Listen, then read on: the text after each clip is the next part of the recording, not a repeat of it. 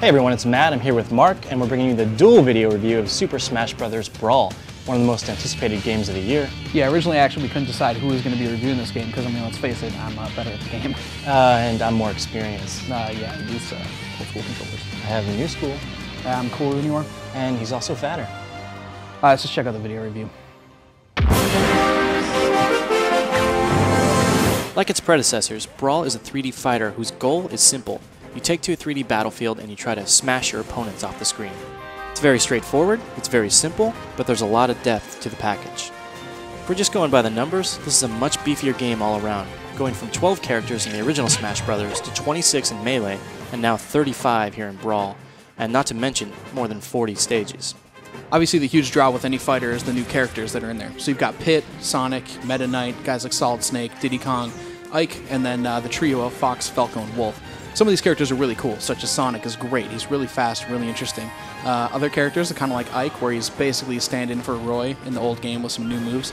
And then you've got things like Fox, Wolf, and Falco, where they're pretty much identical characters, identical smashes, and basically a model swap.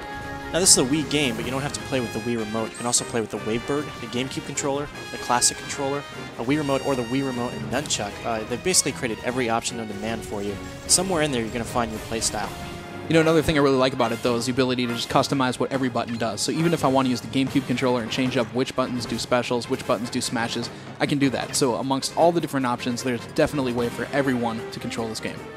If you played a lot of Melee, what you're immediately going to notice with Brawl is that while there's much more to it, there's a lot more content overall, everything pretty much feels the same. It's using the same formula, the same fight mechanics, and a lot of the same characters and stages you've seen before. That said, there is a lot of depth to this game, and it all starts with the Subspace Emissary, the single-player mode. Yeah, if you want to, there's always the classic mode where you just go stage to stage, but Subspace Emissary is really where it's at. You've got all the presentation value in there with tons of CG cutscenes, and they've added things like the trophy system again, and also stickers, which you actually stick to your guy while you're playing the game, and it upgrades your character as you play through it. It's really more of a story mode mixed with the actual combat that you find in Brawl. With that said, it did take just about 8 hours to get through the entire Subspace Emissary, so it isn't the longest mode, but as an extension to the core gameplay, it's still pretty good. I have to tell you though, man, I really found this to be the weakest point of the game. It just felt repetitive to me and forced, and just not nearly as polished as the multiplayer stuff. Oh, absolutely. As an extra, it's really cool, but definitely don't buy this game for this package. It's not like as deep as an RPG would be. So a very shallow but fun stage editor which lets you upload your created stages to Wii Connect 24, and if you're lucky, Nintendo will select those and distribute them to everybody across the network. Yeah, there are also extra modes, including event battles and challenges and things like that. The nice thing about it is everything, including the Subspace Emissary, is all co-op. So if you do want to have a friend come in and play, it's open game. Single player is good and fine, but I think the majority of us are going to be playing Brawl for its multiplayer mode, which is tighter, more balanced, and faster than it ever has been before. There's also a slew of new additions as well. You've got the final Smash Ball, which I'm sure you've seen before, unleashing devastating final attacks. You've got tweaked movesets, which kind of add like a little bit more harmony to all the characters, more balance overall. Then there's things like mid-air dodge, which have been added, as well as a wall climbing and wall grabbing. And they've actually removed wave dashing, which is probably a pretty good thing considering you'd be playing online with a lot of casual players. What it really boils down to is that yes, it does feel like Smash Bros. Before it, but it feels like a great version of it. And plainly, simply, it's addictive. You're going to keep playing this game for months to come, and in fact, years to come. Yeah, I've logged in about 75 hours already, and I'm still going strong with it. Supposing you don't have any local friends, for the first time ever now, you can actually connect online and play against up to 3 people. And the multiplayer mode in our test has been pretty seamless, especially if you're playing with friends.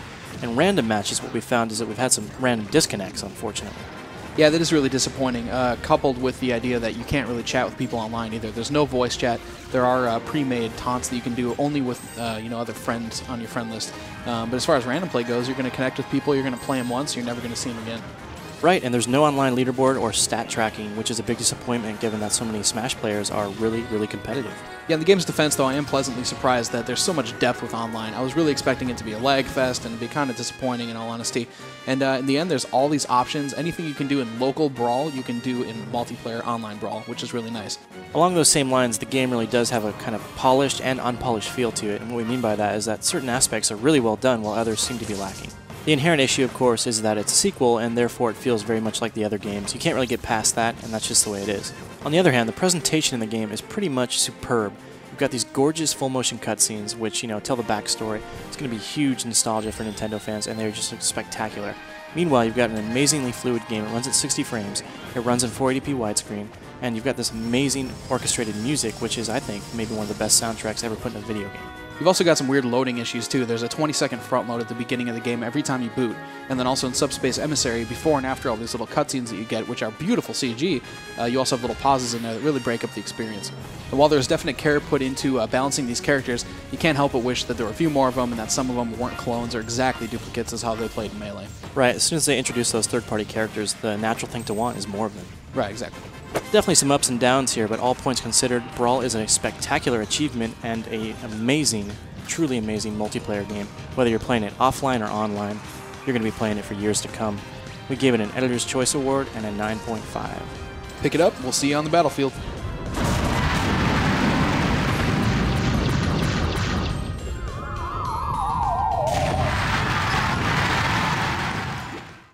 Yeah, you're too dang lazy and your hair looks stupid. Well, you smell like Funyuns and your underwear sticks to the chair. Anyway, we both agree the game is amazing and it's a must-have for anyone who owns a Wii. Right. Check out the full written review at IGN.com.